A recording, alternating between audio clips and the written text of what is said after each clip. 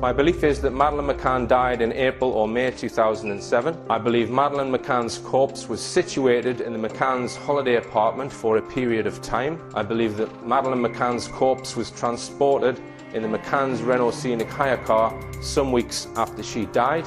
I believe there has been a high-level cover-up about what really happened. On the evening of May 3, 2007, a quiet holiday resort in Praia da Luz, Portugal, became the epicenter of one of the most haunting mysteries of our time. A 3-year-old girl named Madeleine McCann vanished without a trace, and within hours her face was everywhere.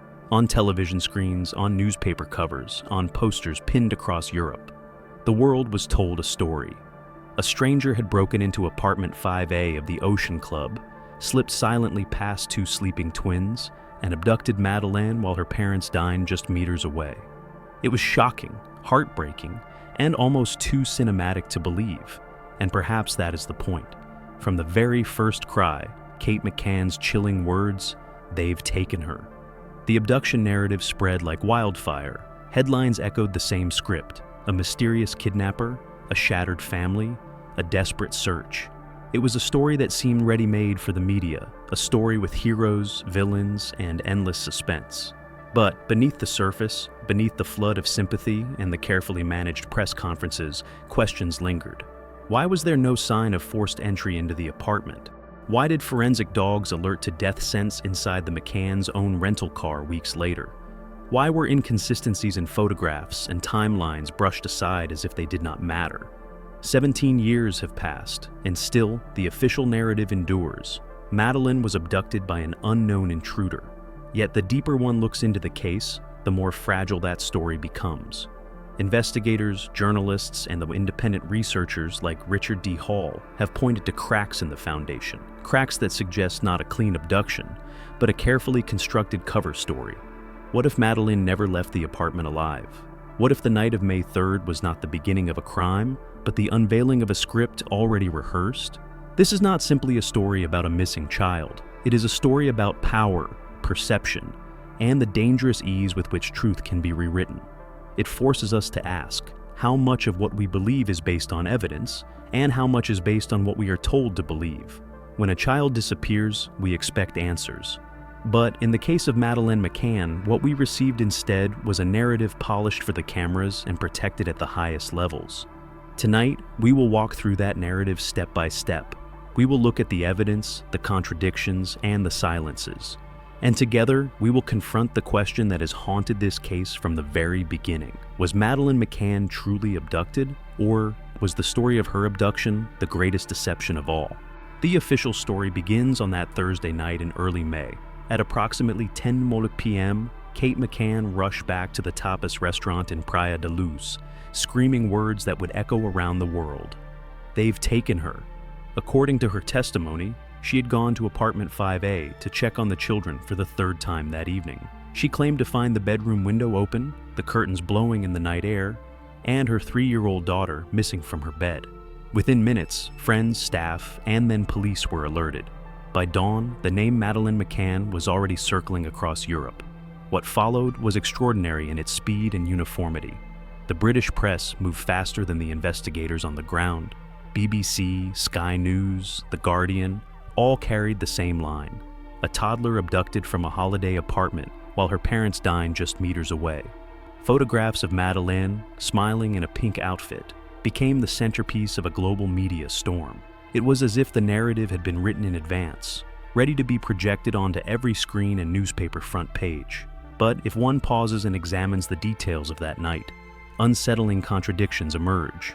The alleged point of entry, the bedroom window, showed no signs of tampering, no shattered glass, no broken latch, no footprints on the flower bed beneath, no scuff marks that might have been left by someone climbing in or out. Forensic teams later confirmed the only fingerprints on the window frame belonged to Kate McCann herself. And yet, that open window was presented as the cornerstone of the abduction theory. Inside the apartment, nothing suggested a struggle. The twins were still asleep in their cots, untouched. There was no overturned furniture, no items out of place, no trace of dirt or fibers dragged in from outside. Even the curtain, so central to Kate's description, was later deemed unlikely to have blown inward. as the shutters could not be lifted from the outside without leaving marks. The scene, in other words, did not look like the aftermath of a break-in. It looked staged. Still, the media did not wait for the investigators. Within hours, the abduction scenario was accepted as fact. No journalist asked why a kidnapper would risk carrying a child through a window when the front door provided far easier access. No one questioned how a stranger could cross the resort grounds unseen, past tourists, staff, and surveillance cameras, without a single eyewitness stepping forward. The very implausibility of the story was ignored, replaced instead with a steady rhythm of sympathy and urgency. For the Portuguese police, the pressure was immediate. What should have been a careful forensic investigation became a frantic race to satisfy headlines. Inspector Tavares de Almeida would later write in his report that the evidence suggested Madeleine had died in the apartment, and that an abduction had been simulated. But in the media storm of May 2007, such conclusions had little chance of breaking through. The narrative of a mysterious kidnapper was already alive, and once alive, it spread faster than the truth ever could. If the night of May 3rd created a storm of headlines, what came after should have been a period of careful investigation. Instead, the first signs of forensic inquiry revealed contradictions that the media chose to bury. At the center of this contradiction was the apartment itself, Apartment 5A at the Ocean Club. The window presented as the intruder's point of entry quickly collapsed under scrutiny.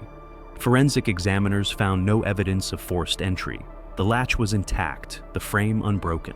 More telling still, the only fingerprints belonged to Kate McCann. If an unknown abductor had climbed in, carrying a child through a narrow window, there should have been something. Smudges, fibers, shoe marks, dirt scattered on the tiles. Yet, there was nothing. Outside, the flower bed beneath the window remained untouched. No scuff marks on the sill, no footprints in the soil. The idea of a kidnapper scaling that wall undetected was not simply unlikely. It was implausible. And then came the dogs. Eddie and Keela, two highly trained canines from South Yorkshire Police, were deployed to Portugal. Eddie specialized in detecting human cadaver scent, while Keela was trained to alert to human blood invisible to the naked eye. What they found shook even seasoned investigators. Eddie alerted in multiple areas of the McCanns' apartment, behind the living room sofa, in the bedroom where Madeleine had slept, and on one of Kate's own clothes. Keela, equally precise, alerted to traces of blood on the floor tiles, especially in areas where blood can seep beneath grout and remain hidden from normal testing. Their alerts did not stop at the apartment. Both dogs reacted inside the McCanns' rented Renault Scenic, a car hired weeks after Madeleine's disappearance. Eddie alerted to cadaver scent in the boot, while Keela alerted to blood in the same area. DNA testing later revealed a partial match to Madeleine, 15 of 19 markers consistent with her profile. Though not deemed legally conclusive, the results were deeply troubling, and yet none of this made its way into the mainstream narrative. The British media either dismissed the dogs or failed to report their findings at all. Critics were told dog evidence was unreliable, even though in countless other cases in the UK, cadaver dogs had been central to successful prosecutions. Richard D. Hall posed the obvious question: if the dogs were wrong here, why had they been right in every other child death case in Britain? Why trust them everywhere else, except in the case of Madeleine McCann? Equally striking was the absence of CCTV evidence. Praia da Luz had surveillance cameras covering key access points, yet no footage of a man carrying a child was ever found. Not a single blurry figure, not a hurried shadow, nothing. If an abduction truly occurred, the clean escape left behind no trace at all. Not in DNA, not in fingerprints, not in cameras. A forensic fantasy, as Hall described it. These findings should have reshaped the investigation. Instead, they were quietly sidelined. The story of abduction remained untouched, even as the evidence contradicted it at every turn. Of all the pieces of evidence surrounding Madeleine McCann's disappearance, none has generated more suspicion than the so-called last photo. According to the McCanns, this was the final image of their daughter alive, taken by Jerry McCann at 2:29 p.m. on May 3, 2007, just hours before she was reported missing. In the picture, Madeleine sits by the Ocean Club pool alongside her younger sister and her mother. The sun is bright, the sky is a perfect blue, and the family appears relaxed. To the mainstream media, this photo became iconic, a snapshot of innocence before tragedy struck. But to independent investigators, it is not a cherished memory, it is a red flag. Richard D. Hall's analysis begins with something simple: the light. In the photograph, shadows fall directly below the subjects, indicating the sun was nearly overhead. This is typical of midday, not mid-afternoon. If the picture was really taken at 2:29 p.m., the shadows should have stretched further to the side. Moreover, meteorological records from a nearby weather station confirm that May 3rd was mostly overcast, with little direct sunlight. Yet the image shows clear skies and strong sun, conditions that matched only one day during the McCanns holiday, April 29th. This discrepancy is not the only concern. The metadata, or EXIF data, which normally records the time, date, and camera details, was missing from the released version of the photo. The McCanns claimed the data was accidentally lost when the image was transferred between devices. But to Hall, this explanation falls flat. Metadata does not simply vanish by accident. It must be deliberately stripped. Without it, there is no independent verification of when the photo was taken. For an image presented as the final proof of Madeleine's life on May 3rd, this absence is anything but trivial. There are further troubling details. Comparisons with other photographs of Madeleine from that same week suggest she looks subtly different in the last photo. Her face appears slightly older, her features more defined, as though time had passed between the earlier images and this one. Hall argues this visual discrepancy suggests the poolside picture was not taken on May 3rd at all, but days earlier when Madeleine was still alive and well. If this is true, then the entire timeline of the official narrative collapses. The photo, instead of documenting Madeleine's final hours, would instead serve as a planted marker, a carefully chosen image to anchor the story of an abduction on May 3rd. In Hall's words, it was not evidence, but propaganda. The deeper implication is chilling. If the last photo was taken on April 29th, and no confirmed images of Madeleine exist from April 30th to May 3rd, then the possibility arises that she may have died before the night of May 3rd ever arrived. In that case, the photograph was not a memory, but a cover, an attempt to rewrite the timeline and redirect suspicion. If the last photo raised doubts about May 3rd, the days leading up to it reveal an even deeper mystery. Between April 30th and May 3rd, there exists what Richard D. Hall calls a blackout, a 4-day gap where no independent evidence confirms that Madeleine McCann was alive. No verified photographs, no unambiguous witness statements, no CCTV images. For a family on holiday in a bustling resort, this silence is deafening. On April 29th, the weather was clear, the only day that week when the Algarve sky matched the poolside photograph. Resort records show the McCanns used the pool that day. Hall argues this is the most likely date the last photo was truly taken. After that, however, the trail of verifiable documentation vanishes.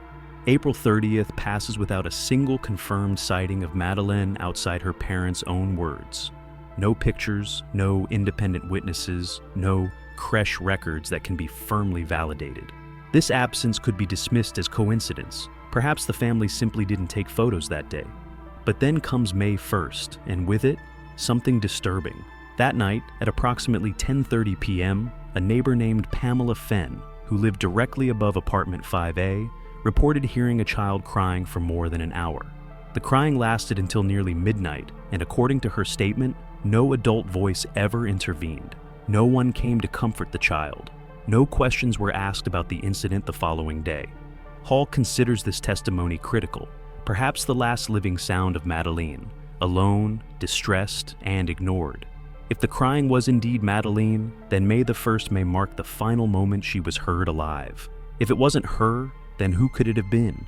The twins were far younger, unlikely to cry with such intensity for so long without drawing immediate parental attention. Either possibility raises troubling questions about what was happening in apartment 5A that night. May the 2nd adds to the unease. Again, no confirmed images or sightings of Madeleine exist. Hall points to irregularities in the creche records for this day, with handwriting inconsistencies and doubts about the authenticity of Kate McCann's signature. Were these entries adjusted after the fact to maintain a timeline? Independent verification never came. By May 3rd, the day of the official disappearance, the blackout remained unbroken. No photograph of Madeleine was taken that morning. No guest or staff member could confirm seeing her that afternoon. The only supposed evidence was the disputed pool photo, already riddled with inconsistencies. By the time Kate raised the alarm that evening, 4 days had passed without proof of Madeleine's existence. For Hall, this silence is not accidental. It is strategic. If Madeleine died suddenly, whether by accident or other means, between April 29th and May 2nd, the blackout provided space to construct a narrative. When the alarm was finally raised on May 3rd, the abduction story was already polished and ready to replace the missing days with a single, dramatic event. In almost every major criminal investigation, witnesses play a decisive role. Their memories, however imperfect, provide leads that evidence alone cannot. But in the case of Madeleine McCann, witness testimony has often added confusion rather than clarity. Over the years, several supposed sightings of suspicious men surfaced, each one briefly treated as a breakthrough before collapsing into silence. Richard D. Hall argues that these figures were less about truth and more about sustaining the abduction narrative. The first of these was Tanner Man. Jane Tanner, one of the McCann's dining companions, claimed to have seen a man carrying a child in pajamas near the apartment around 9:15 p.m. on May 3rd. Yet her account raises more questions than it answers. At the very moment she claims to have passed this figure, Jerry McCann was reportedly speaking to another guest, Jez Wilkins, just meters away. Neither Jerry nor Jez noticed anyone carrying a child. Tanner's description was vague: light trousers, a child wrapped in fabric, no clear face, no distinctive features. Hall suggests this sighting was introduced early to plant the idea of an abduction before forensic contradictions could take hold. Then came the Smith Man sighting. Around 10 p.m., the Smith family, visiting from Ireland, saw a man carrying a child in his arms. At first, they could not identify him. Months later, however, Martin Smith stated that the man's posture and gait strongly resembled Jerry McCann himself.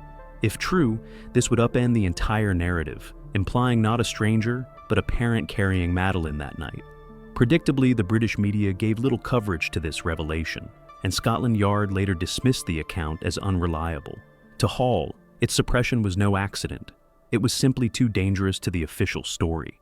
Other suspects were paraded before the public. A German tourist in nearby Sagres was labeled suspicious, splashed across tabloid headlines, then quietly cleared. Years later, during a televised Crime Watch appeal, police introduced yet another figure, a holidaymaker who had supposedly been mistaken for the Tanner sighting all along. By retroactively solving the Tanner account, the investigation was able to patch a glaring hole without revisiting the broader doubts. Beyond these shadowy figures lies the group known as the Tapa Seven, the McCann's friends who dined with them that night. Their statements have remained remarkably consistent across 17 years.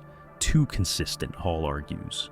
In most cases, witness testimonies evolve, details shift, and memories diverge. Yet the top S7 have stood behind an unchanging story. Each parent left the restaurant at intervals to check on their children, and nothing seemed amiss until Kate discovered Madeleine missing. Hall describes this as narrative engineering, a web of testimonies so carefully aligned that they feel rehearsed rather than recalled.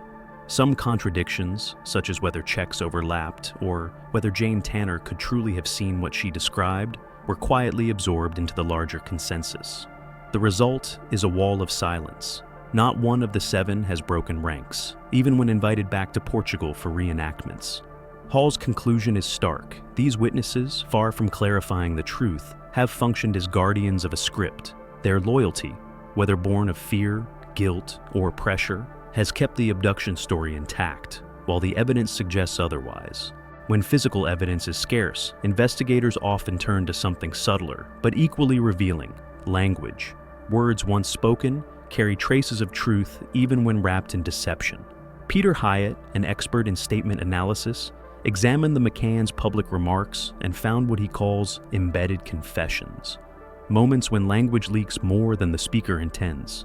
Consider Kate McCann's first reported words after discovering Madeleine missing. "They've taken her." Hyatt argues this is more than a cry of panic. It is a preloaded narrative. A natural reaction might have been, "She's gone," or "Where is she?" Expressions of confusion. Instead, Kate identified both the action, taken, and the culprits, they, without evidence. To Hyatt, this suggests foreknowledge, not discovery. Jerry McCann's language is equally telling. One of his most repeated phrases was, "There's no evidence Madeleine came to harm." On the surface, this sounds hopeful. Yet Hyatt points out that the sentence is framed in the negative, avoiding a direct statement like, "We believe she is alive." More striking is the phrase, "came to harm," a passive construction that removes human agency. Harm simply arrived. No one caused it. Hyatt interprets this not as optimism, but as careful legal phrasing, words chosen to shield rather than reveal. Perhaps the most revealing moment came when Jerry was asked about the cadaver and blood detection dogs. His response was flippant. "Ask the dogs." Rather than deny the findings, he deflected with sarcasm.